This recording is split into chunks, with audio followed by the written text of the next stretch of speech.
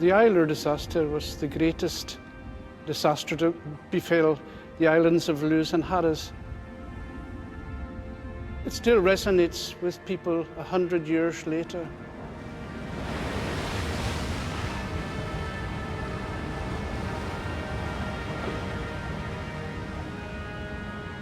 These people who were lost were just young boys.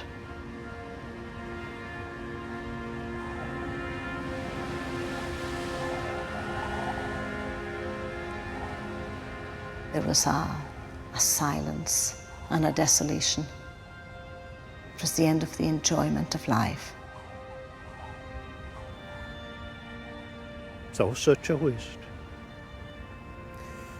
You go 4 years through the war and you die within 100 yards of home.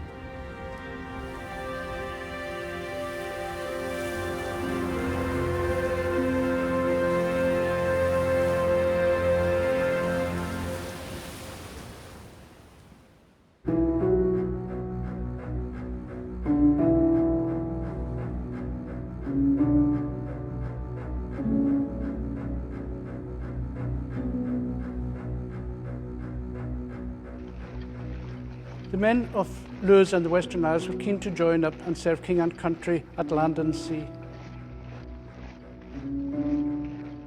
At the beginning of the 20th century, the Royal Naval Reserve base here in Stornoway was the biggest in Britain.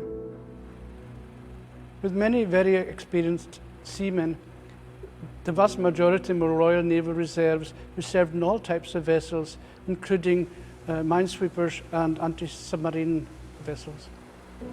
They were at Heligoland, at the Falklands, at Jutland, in the Indian Ocean and the Mediterranean, and they were torpedoed, mined and sunk.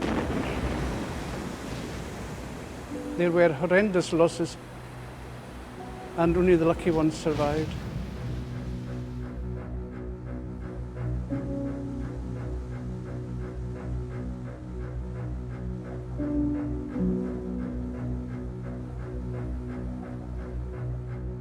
They saw death and destruction and violence on a scale that's quite beyond our imagining.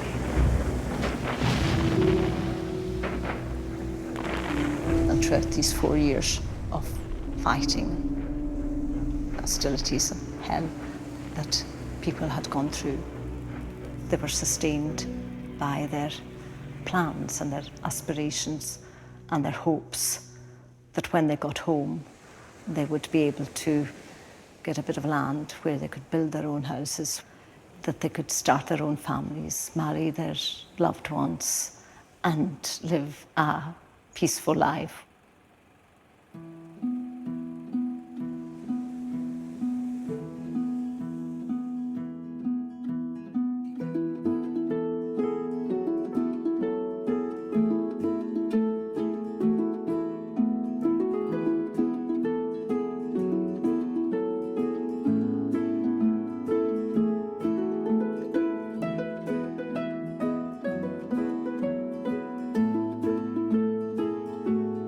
There was a great anticipation, you know, this terrible, terrible war was over and it was time to prepare for the men coming home.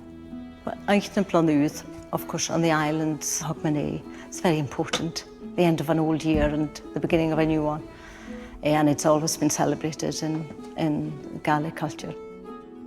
I can remember being told that Father was going to come home and he wouldn't be going away again. And I can remember his clothes that he was going to wear in civilian life being aired in front of the fire. The women that I spoke to that remembered when they were children and waiting for their fathers to come home, what they remember is getting his clothes ready, drying it by the fire, making sure that things were fresh and not fusty. Making sure there was fuel in, making sure there was peat, making sure it was warm and cosy, and that they would all be ready and waiting for him. Coming home for New Year they were really looking forward to it. It was a long journey home, right enough, but they were going to be at their own doorsteps for New Year, and the first peacetime New Year since 1914.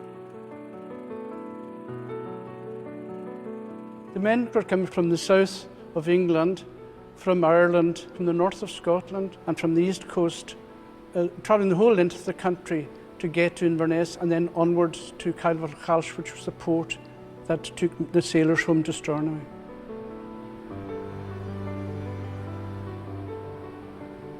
There were very many more men came off the trains at Cailfearchalch than was expected. Waiting for them was just one ship, the mail steamer Sheila. In order to accommodate all the men, HMY Iolaire was summoned from Stornoway to come to Cailfearchalch. The HMY Iolaire was a requisition yacht. She wasn't really designed to carry large numbers of men like that. She wasn't a passenger vessel like the Sheila. With so many sailors arriving at the same time, and it was dark, there was chaos on the piers at Kyle.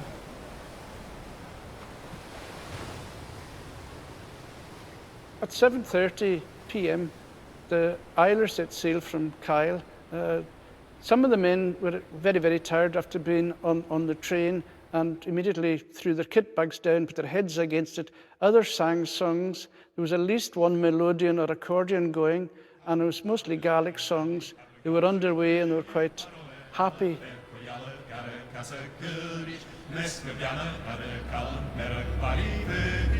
During the voyage, they were forced to a gale. When they left Kyle, it was now a force 8. The yacht had just turned to port. There was no moon that night, so it was very, very dark. And then suddenly they hit a rock called the Beasts of Holm outside Stornoway Harbour.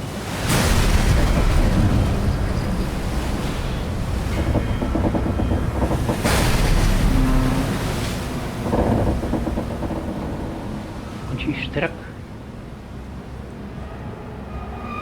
She just screeched at full speed. And she lost buoyancy. See, when she lost the water forward, she lost buoyancy.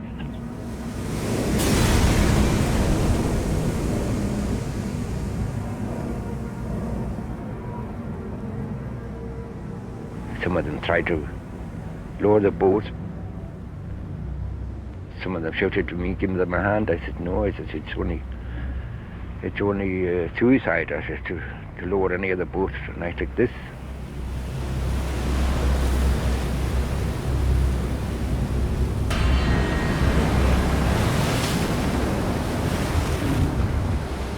And the sea was taking you up on the rocks, you know, and she was sitting back and making such a noise, screeching, grinding noise you would hear miles away.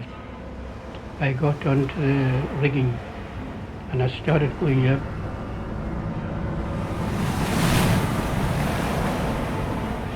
The yacht came off the rock and started to go out away from the beasts, but then was swept back in closer to the rocks and swung round. Some men jumped. I just, the tip of my finger touched the rock. That was all. When the surge took me back further than I was before. And I knew that I could never get a grip down there. And that there was only one chance, try to keep afloat.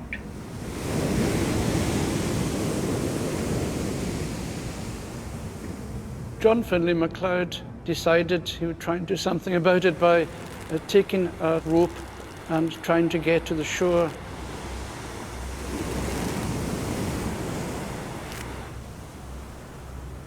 And watch out for the waves. And don't take the first one, the second, but watch the third one. But it's always the highest.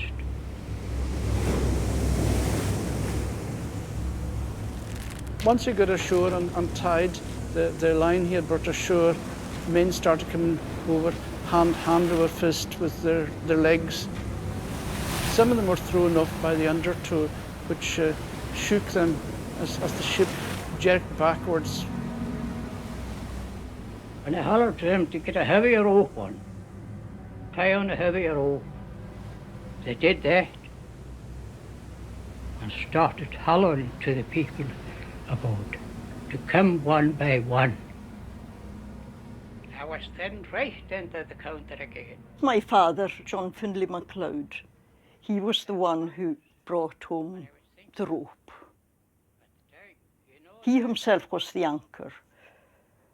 The weight of the people going on the rope and everything else, the rope was tightening round his middle and he got broken ribs, but he still carried on. You could see them getting washed off, but still you had to try. Whether you could be lucky or not, how to try, you had to try. Of course, there was a knot on the rope, but I think a lot of them lost their grip coming to that knot, you see. Well, it was estimated there was about 40 men, in other words, half of the men that survived got ashore by the rope. I was about the last that left her. I know that because I was only a while ashore when we saw a flash coming out from the engine room.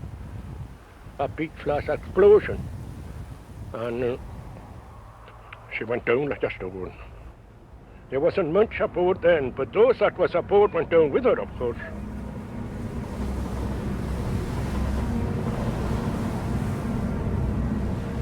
Well, at the time the vessel sank, there were still queues of men waiting at the rope. And of course the rope snapped because she went backwards. And she went down very, very quickly then. The sparks came up from the funnel. There was even talk of a boiler explosion. And the funnel actually collapsed as she went under. And well, in the morning, it looked like she had broken her back as she went down. Then I looked for it and she had toppled over on her port side and there was nothing but two masts on the top of the bridge. Oh, a big sea came running in, and so I went up further and I looked up at the foremast and I could see other two men in the foremast rigging just the same as in the same position as I was myself. We were there and big seas were coming in and she was rolling, you know, the masts were going down. She was still rolling up. My great uncle, Donald Morrison, known as the Patch, survived, and he was the one that was all night in the mast. How he survived it, nobody ever figured that out, because it was a terrible night. The ship had gone down, he'd gone down with it. He came up, and when he came up, he grabbed a rope, and it was one of the halyards going to the mast, and he pulled on it and started climbing up the mast. At both feet swung around the mast, you know.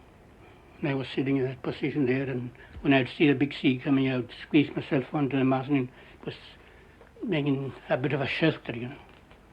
The mast went down, you know, and I heard another crash. But when I got myself cleared of that, I looked for it again, and the other mast had broken.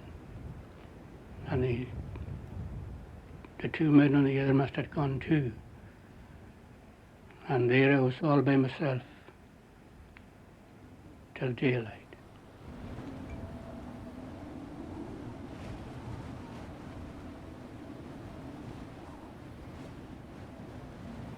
And there he remained for 8 hours, soaking wet, the sea banging against him, and freezing cold.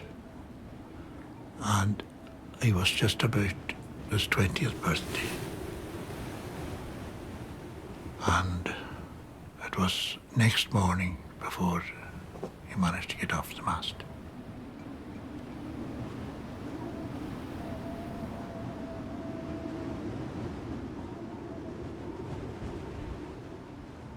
It was about 9 o'clock in the morning, so it's late getting daylight. A boat came out first, and a car took him to the hospital, and he couldn't stop shaking. He thought he was never going to stop shaking with the cold. He says they think he had all the hot water bottles in the hospital round him to try and warm him up. And the hospital wanted to keep him in case he got pneumonia. And besides, he didn't want to go home. He just did not want to go. On the Iolaire that night, aboard was my grandfather, Alexander Morrison from Cross, and my two great uncles. My grandfather survived by going ashore on the rope. One brother, Angus Morrison, who was 32, he was lost.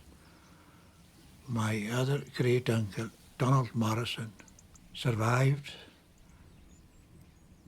He had to go in and face his mother. The worst of it was they were glad to see him, but they were mourning and crying for his brother. And not just his brother, but neighbours and friends. There were a lot lost.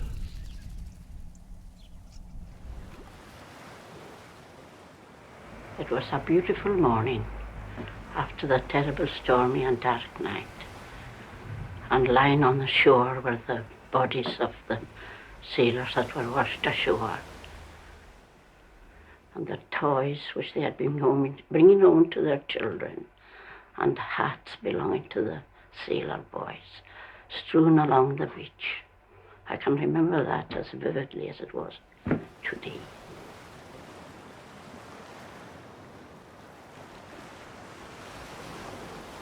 The first victim was a sailor with his back to this wall here.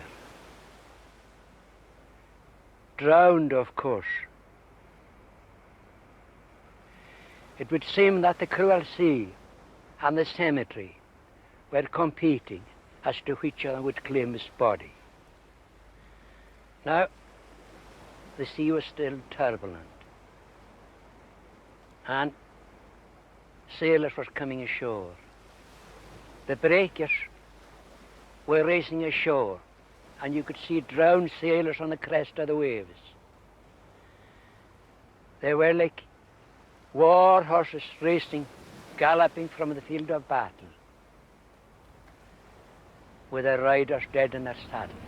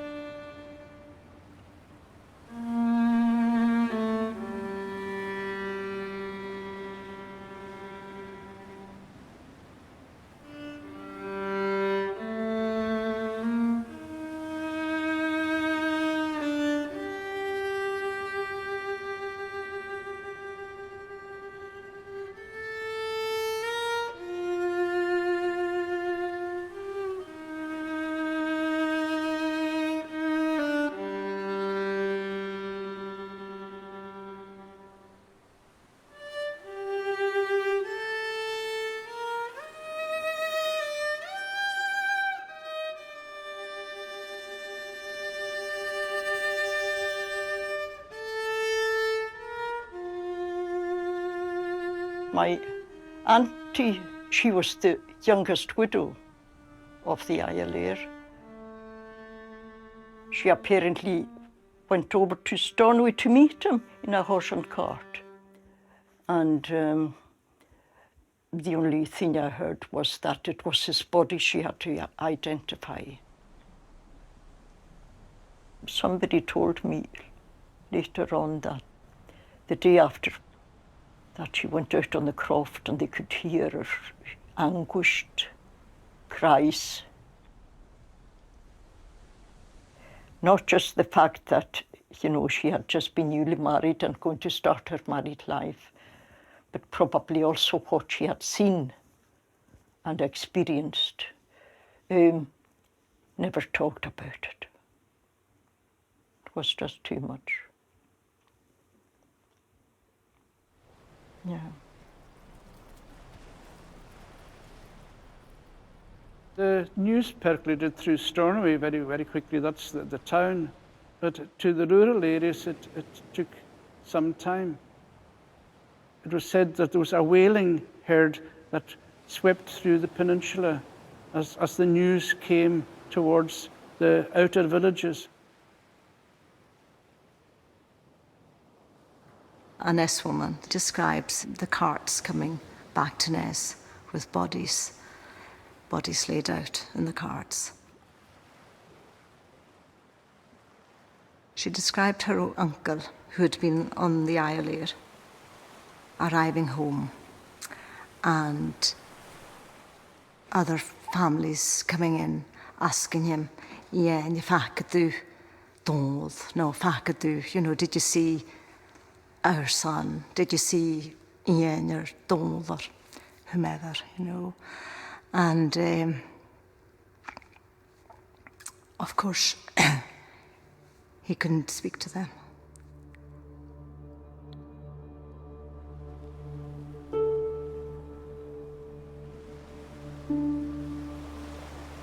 My grandfather, who I was named after, was lost on the island, and his remains were not recovered.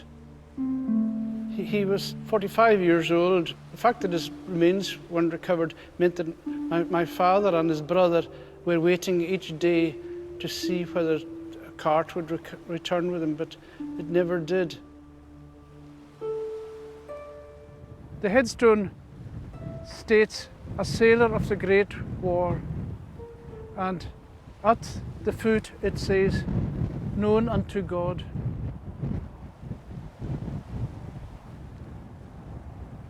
And of these 8 victims that were unidentified, they're amongst over 60 men whose bodies were not recovered. My grandfather was one of those whose body was not recovered, and I often reflect that he could be one of those men that are lying at rest here.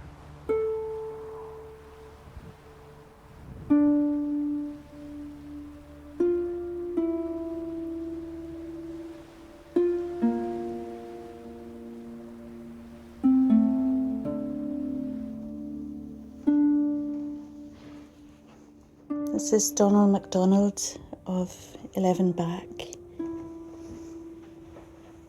There's John Morrison of Tolsta.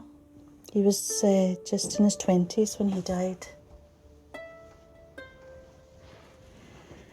This is the old book from Boriston in Carloway. It's one of the first ones I did. He had a very poignant expression in his eyes. I wanted to capture that. And John Finlay MacLeod, the hero of the night, who took the rope by which 40 sailors were saved. It's a very strong man. I felt very strongly that I wanted to mark the centenary because of just the devastating impact it had on the family. It's a part of our history that's not really talked about. 100 paintings seemed a natural number because 100 years, of course.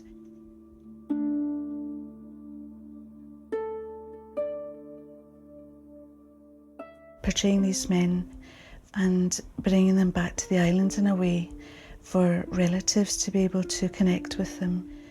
And they can recognise echoes of people that they know now in their ancestors' images. When I add the eyes to the portraits and the men are looking back at me, it does definitely create an emotional reaction. I had to be careful not to become overwhelmed. This is in Boykin, Alistair Mackenzie, who's my granny's aunt's husband. I'm named after Marad, and she's my granny. When Hogmanay 1918 came around, Marad was helping her aunt to prepare while they were waiting for Boykin. Marad went to bed. She woke up to find that it was dark and cold and the fire had gone out, and her Aunt Marion was rocking back and forth in distress, saying, "I'm a widow."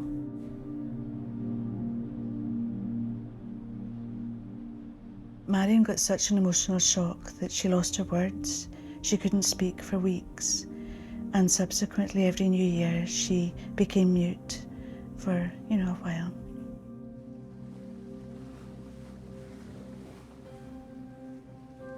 With generations, 2 or 3 generations, it's my grand's time, it has taken 100 years for us to be able to talk about this and commemorate it.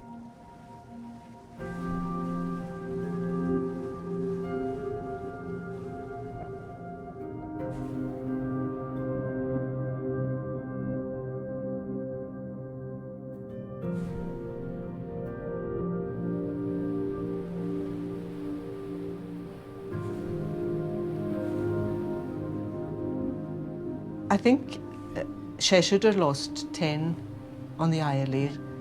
It's not that big a village. There were no survivors from Cheshire. No. Did you hear people talking about the effect on the village? No. The only, my Auntie Nancy, she was 6, and the only thing she ever said to me was, she remembers the following day when her grandfather came with the news of what happened.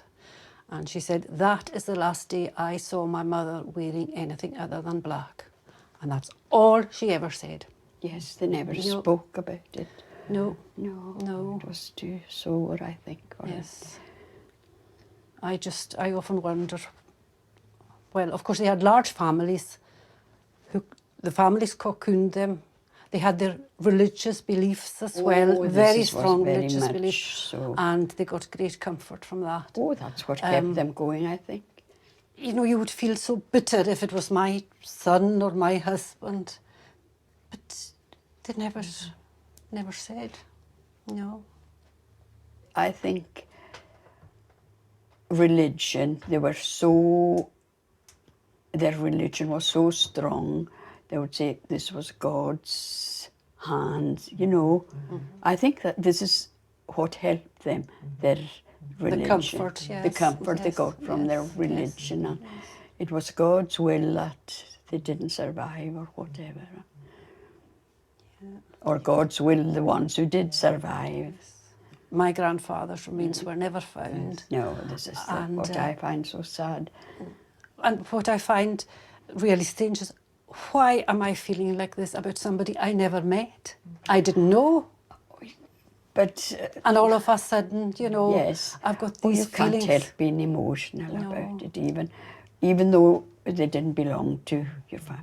You just felt the whole village was emotional. Oh, yes. And, like that, people you've never met, you didn't, 100 years later. See, it resonates down the years. Yes. Each story is an individual story of tragedy. Yes.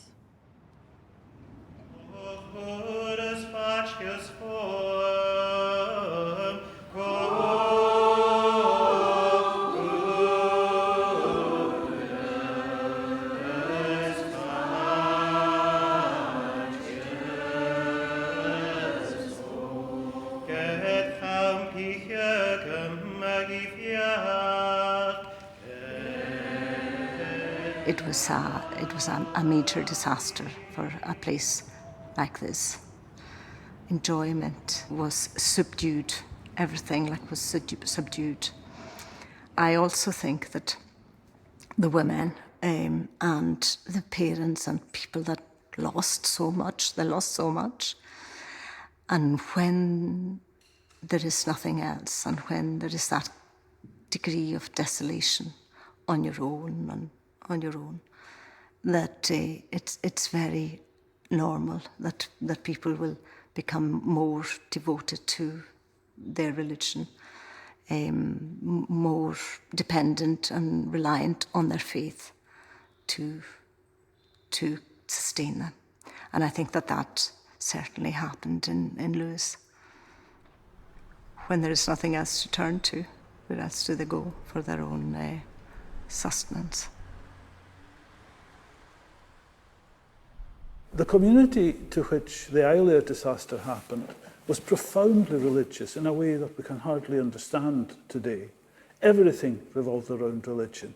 Everything that happened was attributed to the will of God. You had to be content with your lot. It had been given to you by God. If there were hard blows, there was a purpose in that. God was testing you, testing your faith maybe, testing a whole community. Religion was so fundamental to these communities, and if anything, it seems to have been strengthened by these adverse events, these dreadful events, including the Iolaire disaster. Religion really was the only space, if you like, in which emotionality about what had happened was allowed.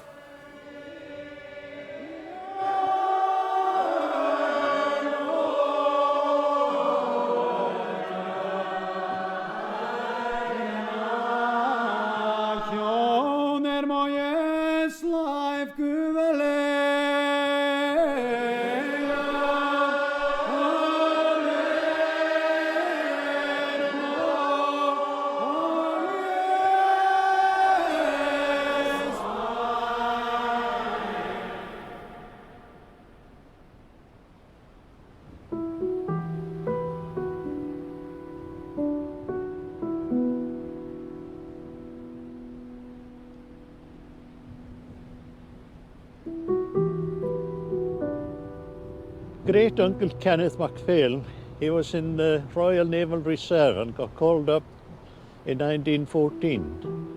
He served on several warships and he was actually torpedoed on the Cambric. He was a gunner, and as the ship was sinking, the gun being at the stern of the ship, he literally walked into the sea off the stern of the ship as she was sinking. And he swam for 36 hours in the Mediterranean. He came ashore in Tunisia and was taken to the hospital in Algeria, where he recovered and came home.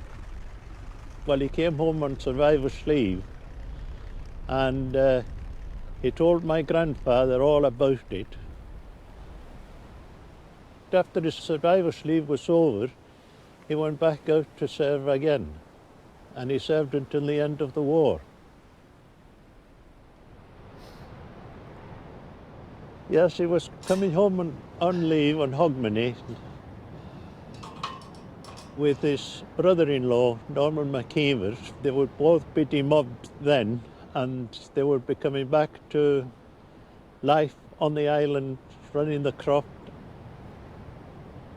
My grandfather told me all this in the late 50s and early 60s, and we used to come down occasionally to his grave here in Braga.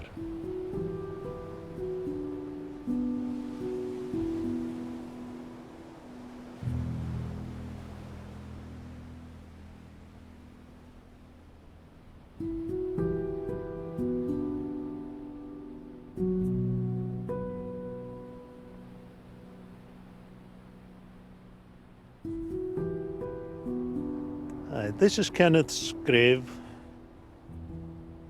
My grandfather, his brother, they had heard the day before that the Iolaire had gone down, and there was a lot of casualties. And my grandfather went to Stornoway to try and find him alive, if possible, but his body if he was dead. They ran out of coffins because there were so many bodies, and Kenneth was put on a cart and he was brought back to Arnon like that.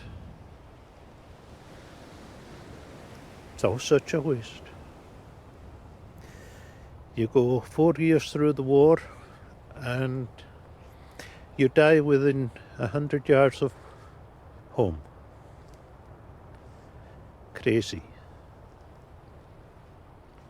But he told my grandfather that his survival in the Mediterranean was a very traumatic experience, and if he ever again was involved in a shipwreck, he would put his hands in his pocket and go down with the ship, and that is how he was found. That's how my grandfather found him, with his hands in his pocket.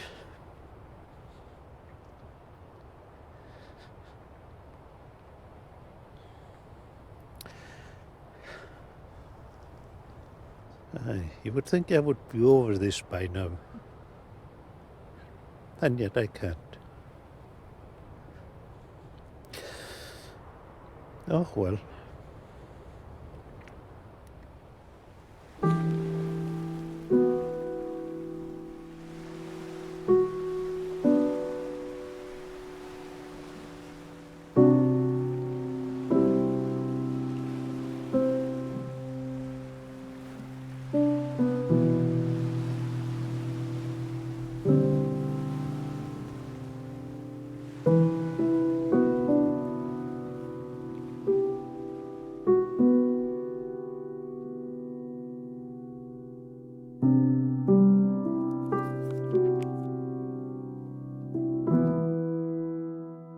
I've been fascinated with the Iolaire since I found out that my grandfather was lost on the ship.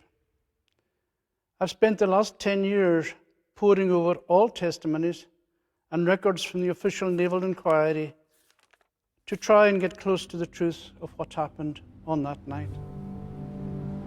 When I took the wheel at 12, it was a dark night. There was no fog and the lights were quite visible. When I took the wheel, the vessel was on a northeasterly course. I was keeping a lookout. I was the only one keeping a lookout. There was no one stationed at the boat's head, not during this voyage at all. She altered course 5 or 6 minutes before she struck. After she altered course, the beacon light at Arnish was right ahead, and the Arnish light would be 1 point to port. I could see the sea breaking on the shore about 5 minutes before she struck. The land I saw was the land on the east side of Holm Bay.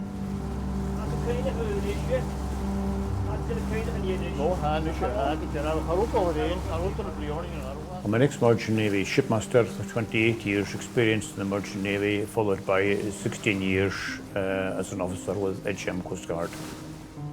We're at this point about 1.5 miles from the beast of Holm, and we know that at this point she altered course because it was 10 minutes before she grounded, according to the anecdotal evidence provided to us by the 2 of the survivors.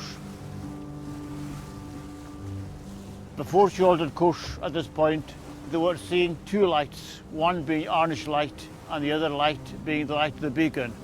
But after the altered course, they could only see 1 light, and that light was the light of the beacon.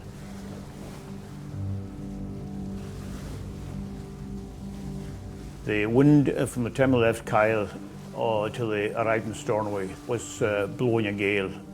She altered course at least once by 2 degrees to correct for the effects of wind. But these small corrections would have been rather inadequate. When they arrived at Holm, it was actually blowing a full southerly foreshade gale, which would explain why she was blown further north, further east than they intended. So when they approached Stornoway Harbour, they would have been too near the land. The warning bells should have been ringing for them. There were certain things that they should have noticed at that time, that telling them that all was not well. I think it didn't help matters the fact that the commander of the Iolaire or the navigating officers from the British had never entered Stornoway Harbour in nice conditions before in the dark. That would have certainly added to confusion. If they had previous experience of entering Stornoway Harbour at night, I don't think this could have happened. Well, it was found to be an error of navigation, but they couldn't explain exactly what had happened. They found that there was no lookout, insufficient life belts for those aboard, and lifeboat carrying capacity. And then when the inquiry failed to come up with any real reason as to what had happened, they said that as the officers had drowned, there was nothing much that they could do about it. It was very convenient. It was just, the slate was wiped clean, and it left an unsatisfactory feeling with the people of Lewis, who still to this day say it was a whitewash. The Admiralty must bear the brunt for not having sufficient vessels to go and pick up the men that were in their charge and getting them home safely. And they must have known a large number were coming home on the first New Year leave.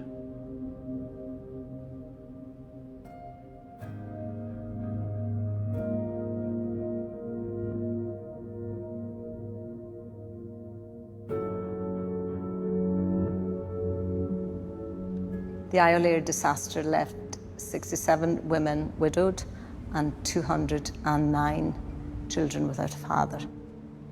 Women with children and families were thrown into greater poverty because they lost the main breadwinner. Frequently it was the parents that had depended on their sons as well, and they were thrown into a kind of poverty that they hadn't been prepared for, really.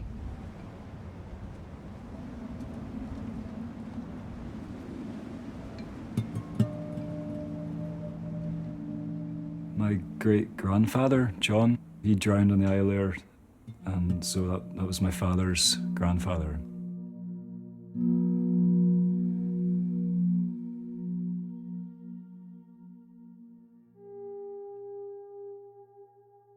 What I do know, he was a fisherman before he went to war.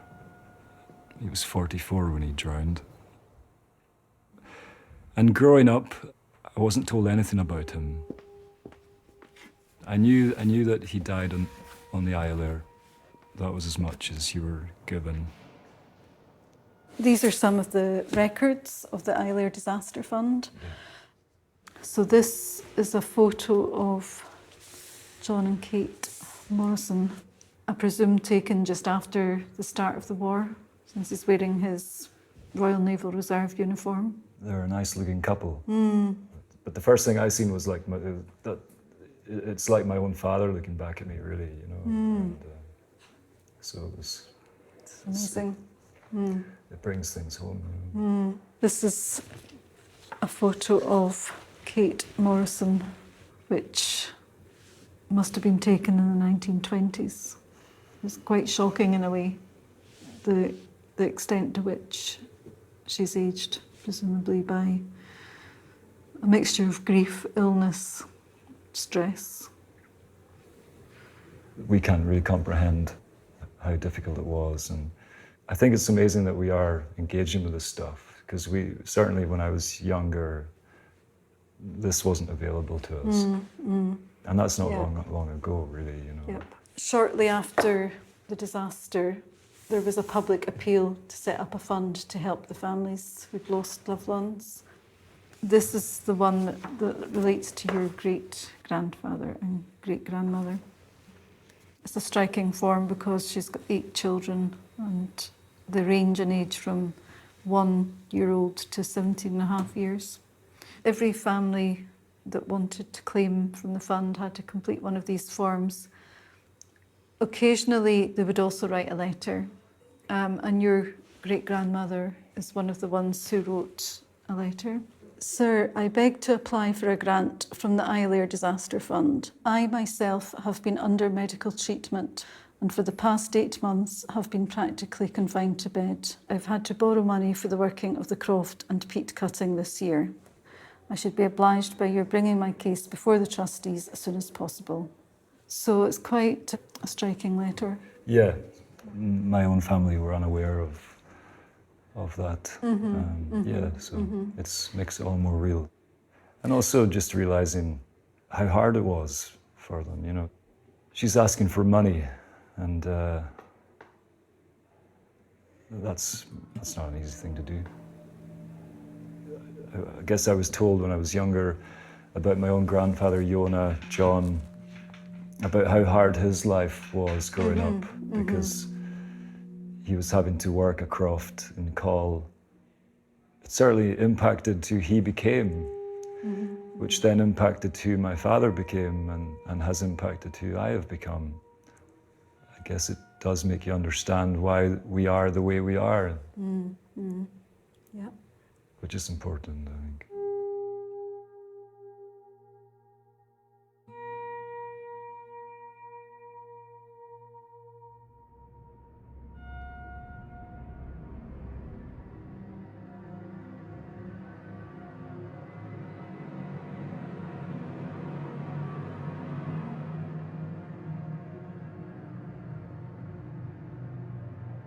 In the aftermath of the disaster, in the days afterwards, the editorial in the Stornoway Gazette, I think, summed up the atmosphere very well. He said that the people of Lewis are in mourning as they have never mourned before, and they refuse to be comforted.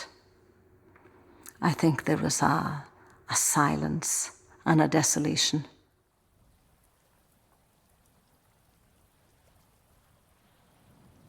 Once the funerals were over, gradually a silence descended upon the island, and people just didn't want to talk about it in case they upset fellow villagers or wives, mothers, children.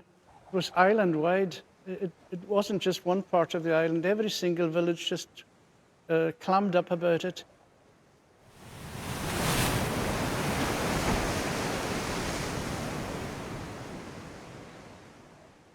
My father, John Findlay MacLeod, I only heard him once talking about that, and I was married by then. Well, the first knowledge I had of it was, I must have been about 12 years old. We had a mantel clock that you wound up just once a week. My father always wound it up on a Saturday night, and out of curiosity this day, I just opened it and I saw a wee cutting as if it were taken out of a newspaper. I saw my father's name on it and, something about Iolaire, and I asked my mother what it was. And she just said, don't say anything to your father about it. So I just left it at that.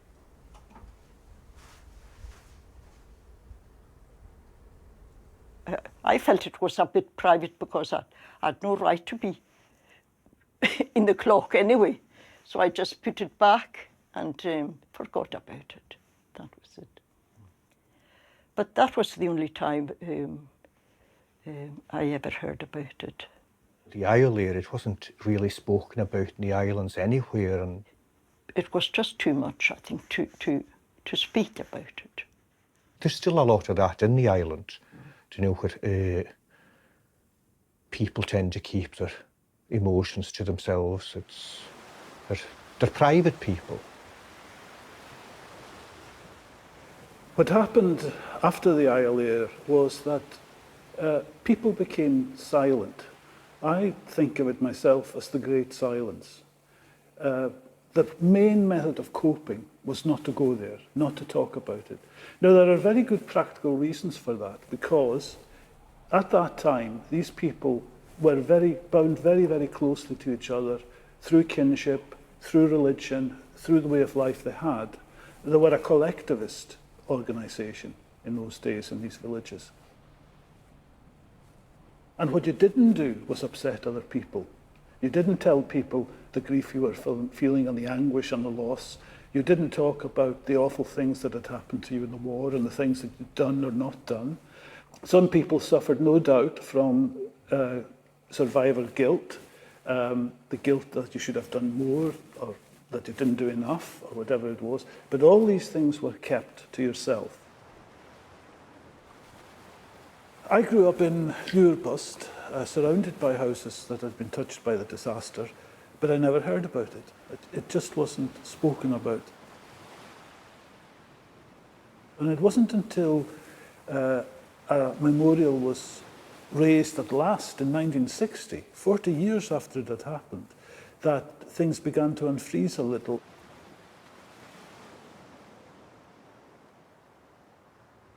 My great uncle felt so kind of guilty that he lived and the others hadn't. And I think that kind of left its mark on him during his life. No, it wasn't easy to be a survivor either, no. No, it wasn't for him anyway. He was very, very keen on the sea even after that, but he used to get terrible bouts of depression. It was one time, I think it was nearly 2 years, where he just did not want to go out of the house. And he used to sit in front of the fire, looking into the fire, not talking to anyone, just looking into goodness knows what he was seeing in that fire. But he kept just looking in there. And he kind of came out of it slowly. But somebody asked him if he thinks about it that night. He says, not one day of my life that I don't think of that night. Not a day passes when he doesn't think of it.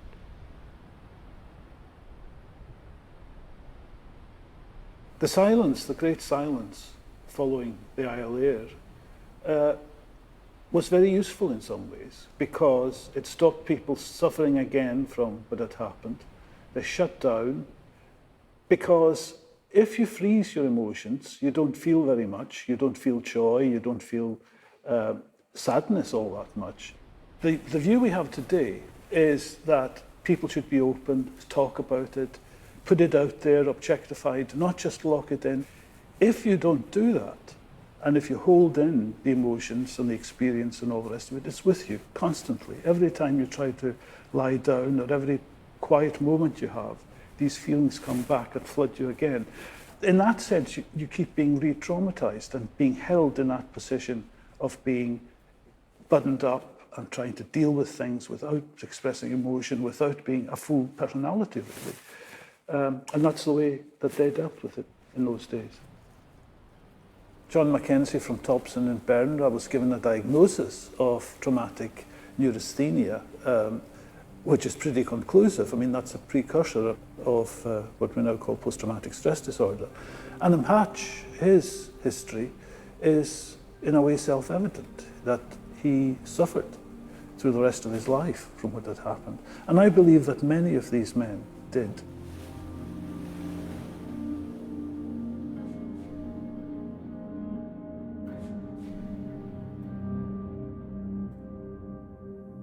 It's difficult to put words to. You just can't express your feelings.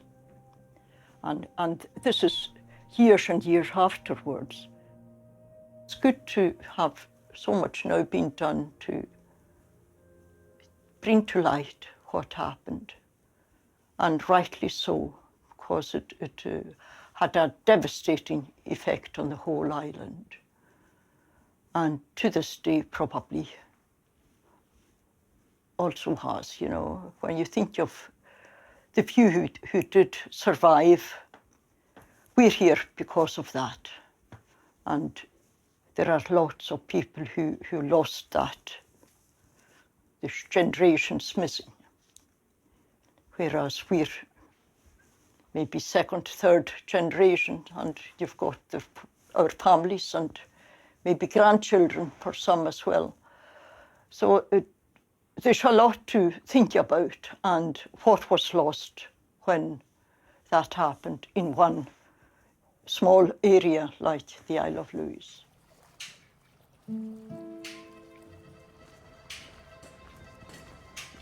Growing up in the island, obviously you're very close to the sea. You can see it every day when you get up in the morning. My parents, they were very anxious when it came to me as a kid, going near the sea or going down to the river to fish. I was really aware of their anxiety. I was drawn to the sea, and still am. But in my own writing, it's a kind of metaphor I use often. I was commissioned to write a piece of music that would engage with the Iolaire story and the anniversary. I close my eyes, I walk before you.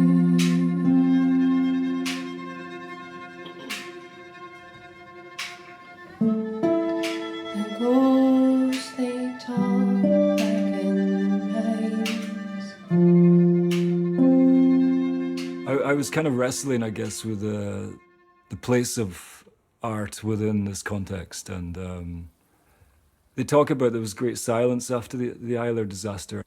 We as humans can really get in the way. So it's better just to be quiet, you know. And I felt artists could really get in the way of this. And I didn't want to get in the way. I think I'm writing for the men that were on board the boat. That's who I'm writing for, you know. I'd been really interested in the work of visual artist D.L. and Scullion. I approached them and asked them, would you like to be involved with this project? And they're kind of very deep artists and very subtle, but you can tell every little thing is thought out, you know.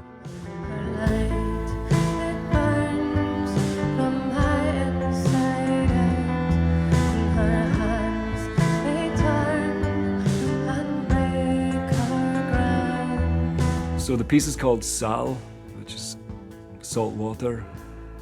I was grappling with the elements of the story and who we are as a people, and the thing that holds us all together more than dogma and more than religion is the environment we're living in.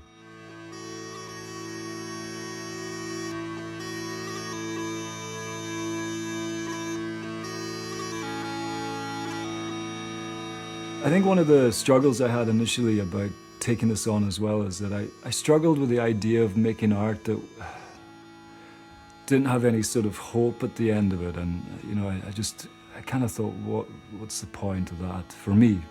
Within my piece, there had to be another side to it. Within it, there is light and there is hope. There is redemption. Always an end. But we do remember. I remember how the salt healed my wounds more than anything else.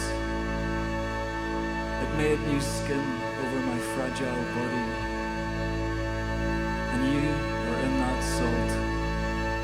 You are in that salt that heals.